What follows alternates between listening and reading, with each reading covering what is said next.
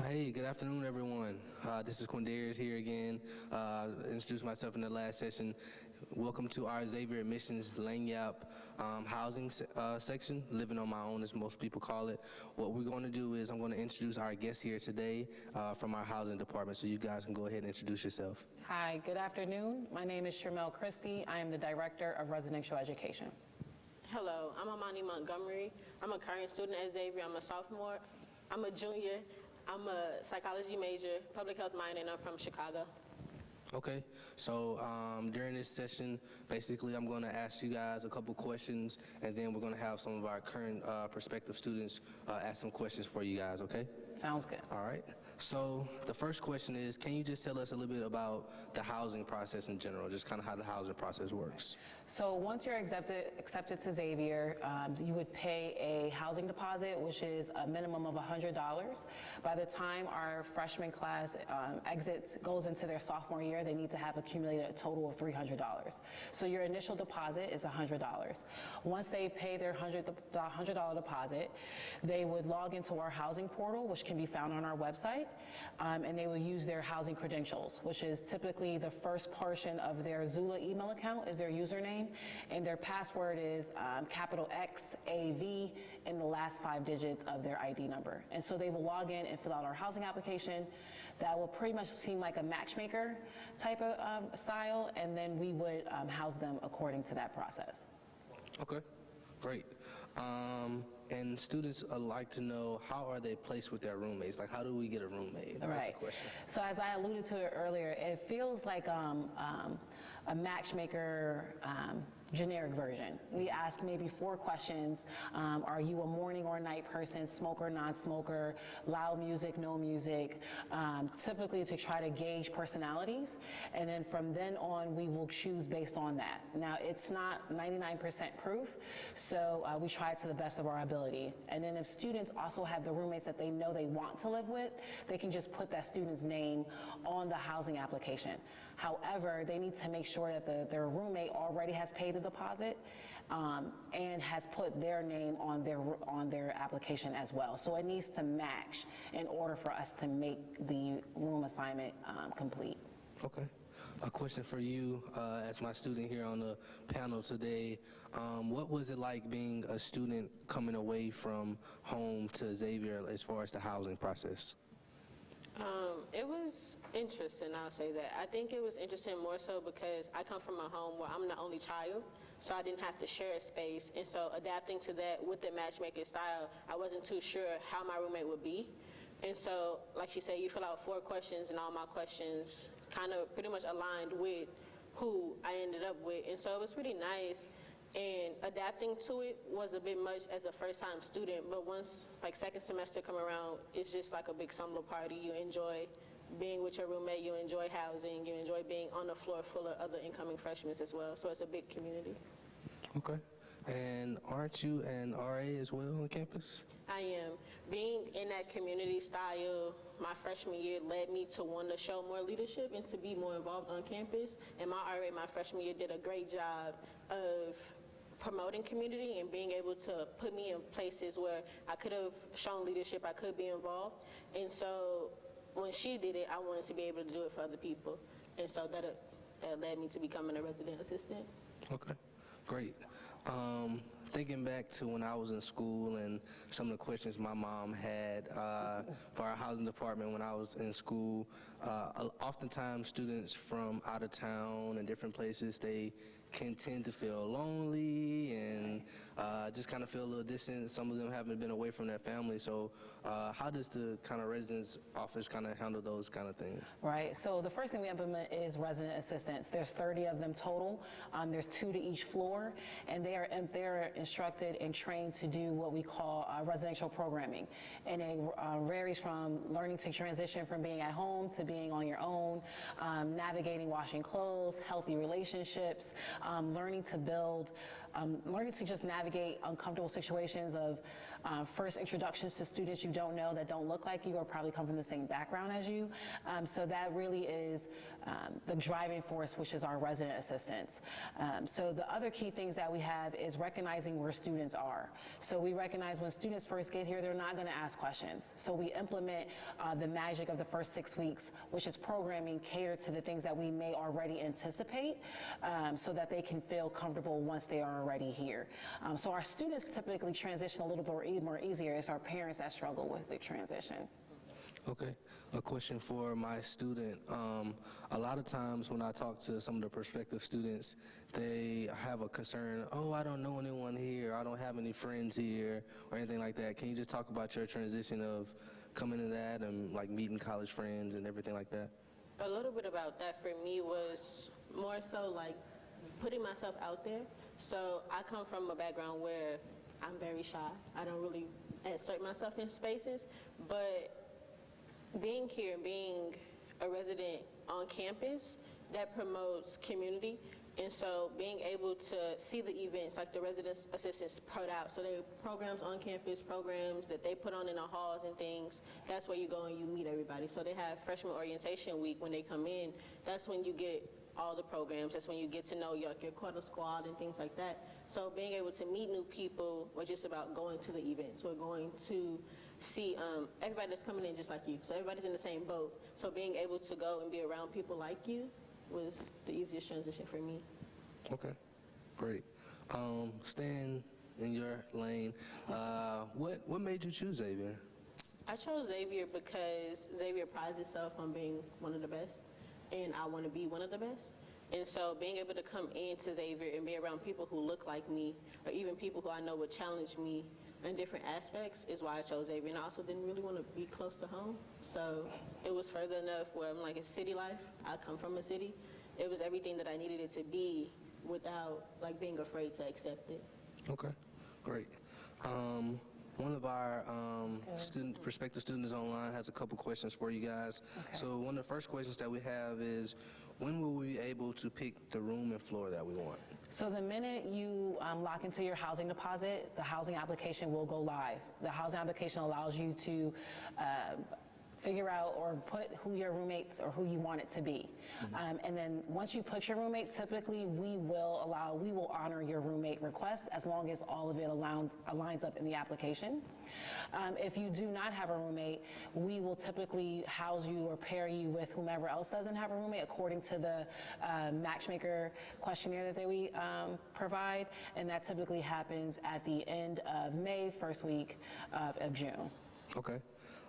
Another question that we have is the housing application open right now? It is. So as long as you pay your housing deposit, you can log into the housing portal. Some things to be mindful of: if you were accepted into Xavier the first semester, that your credentials may not work. It's easy, simple fix. They just have to call our office, and we can do that over the phone. Okay, great.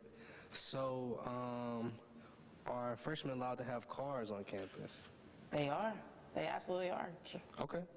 So another question that we have is, could you just describe the community of Xavier, just kind of like the residence hall community, the housing, and the whole kind of community of the campus? To explain, it's your home away from home. And I say that for the parent perspective, but I also say that for the student perspective. It's your one opportunity where you get to feel like you're a part of a larger community.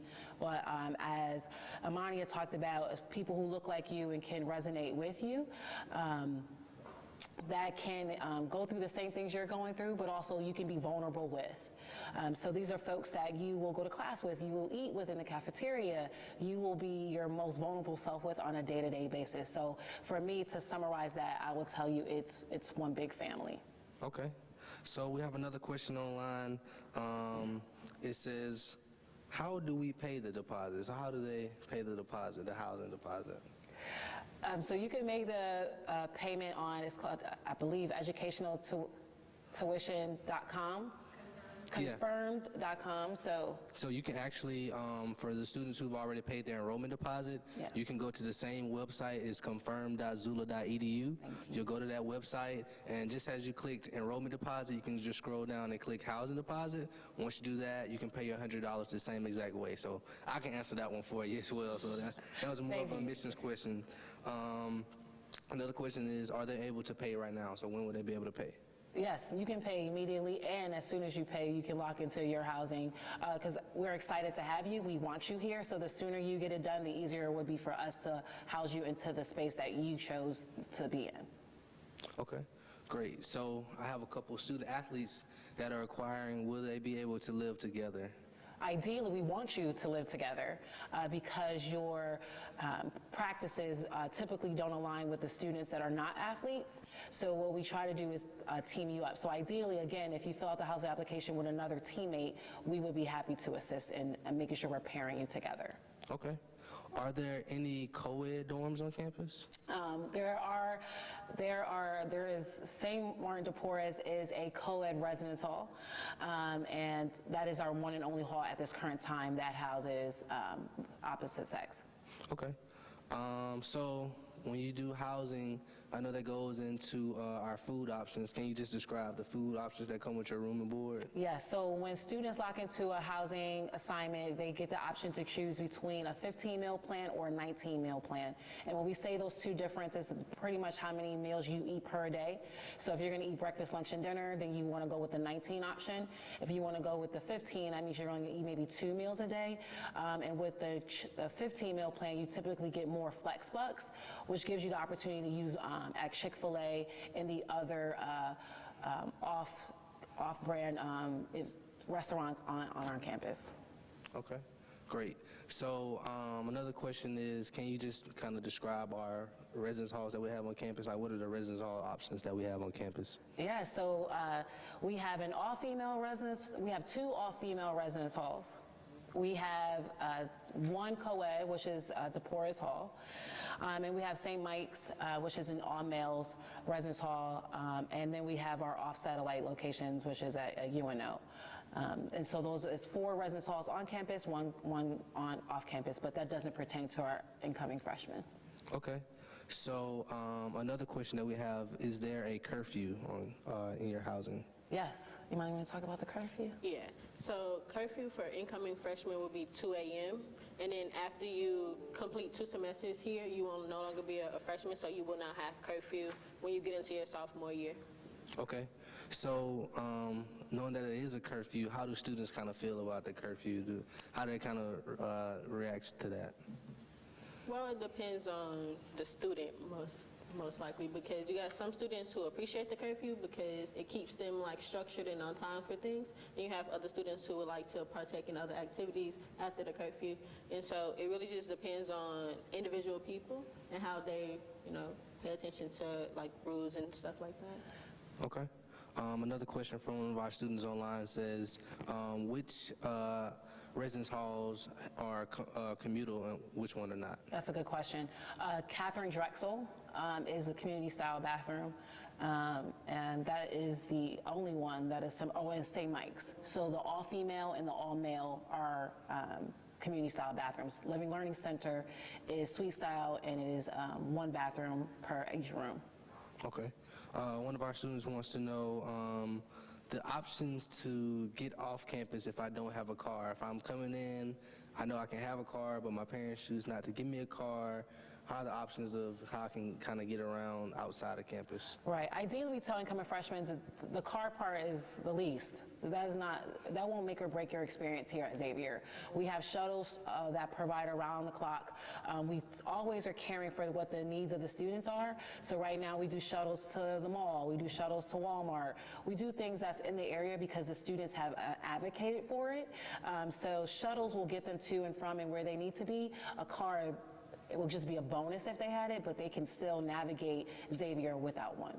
Yeah, I had a car, so I didn't get a chance to use the shuttle. So I wish I would have used the shuttle. I had to pay for gas. So another question that they had is that since there are 2 different meal plans, are there different prices for those meal plans? No, there are not. No, there is not. Okay. It's just about catering to what type of meal that they prefer to eat. We just don't want them to waste. We don't believe in wasting, so we just want to make sure that they're using the meals that they know that they can eat. Okay.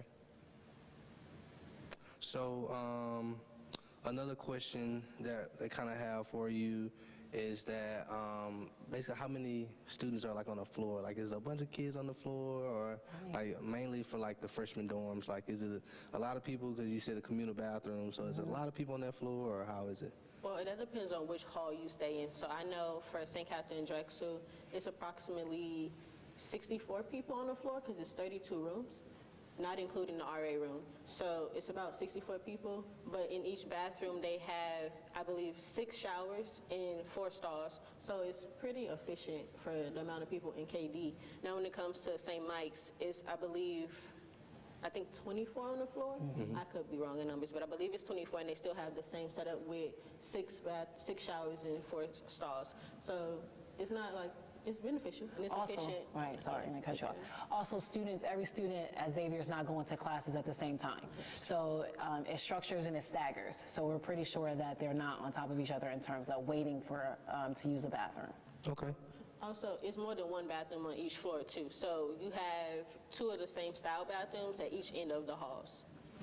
So a question, this is mainly a student asked, are students able to request an escort back to their dorm rooms by the police or campus security if it's late at night? So that kind of goes into a question about how is our safety and security on campus? I don't want to allude to most of the things that are the exciting things that are happening and upcoming with XUPD, but yes, you can, if you feel unsafe and walking from a place that has a very poor lighting, you can request an escort.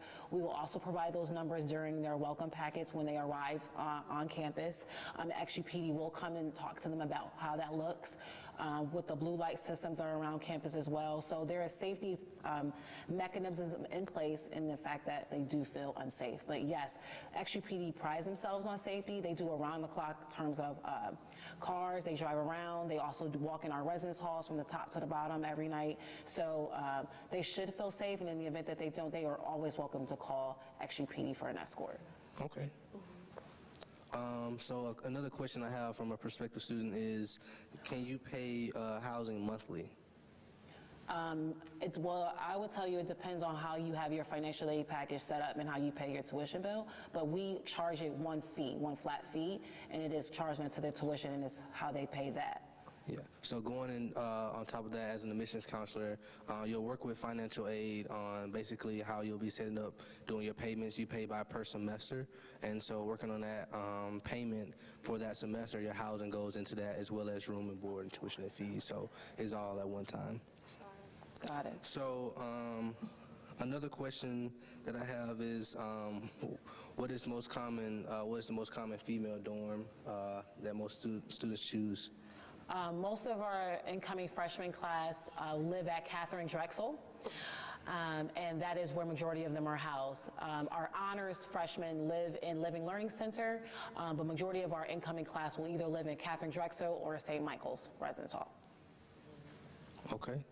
I would say, is there anything that you guys would want to basically kind of tell incoming freshmen, incoming students about the housing? Like, for me, I would say definitely want to go ahead and complete the housing application and pay the deposit as soon as possible. From an admission standpoint, the spaces are definitely filling up as an admission, so definitely want to do that if you haven't already. But is there anything you guys want to kind of just let them know ahead of time, coming from the housing department, that you want to tell students? I think for me, what I want everyone to understand is that Xavier is your home. Xavier should be your home away from home. So when you are locking into living on campus, bring your stuffed teddy bears. Bring what makes you feel part of here, because we want you to feel that way. And we want you to be excited about living with someone who may not look like you, so that you can learn to be in an environment and what it means to be inclusive and inclusivity. So come on, we want you here. We welcome you. We're excited to see you in August. But yeah, that's really it.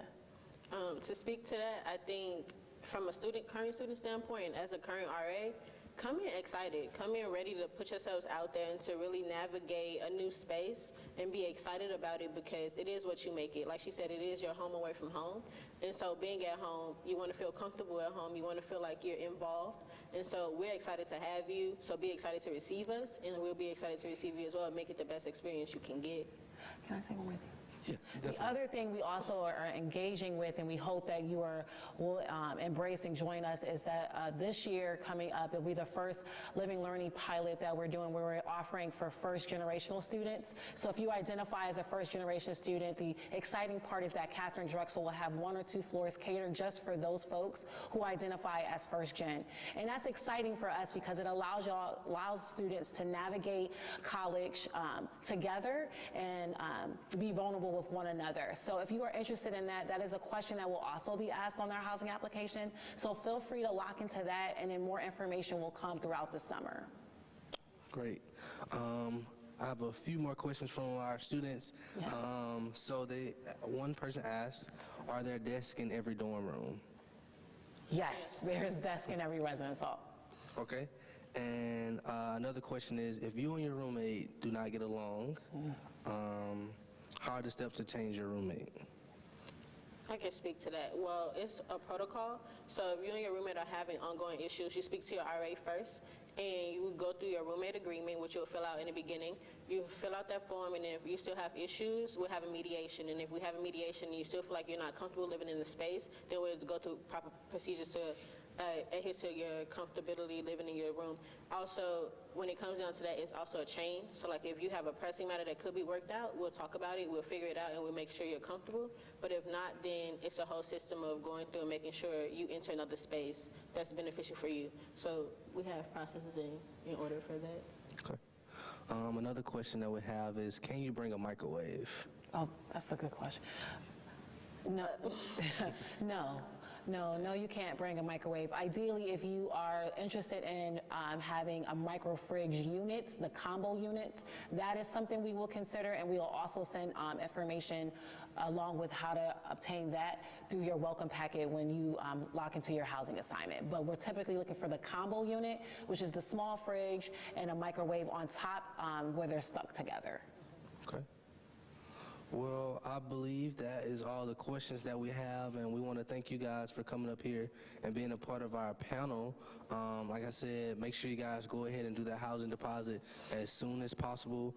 You want to pay your enrollment deposit first so that you can pay your housing deposit. That way we can go ahead and get you situated and get ready to be here at Xavier. So thank you guys, and we look forward to seeing you soon. Woo, girl! Oh, we done.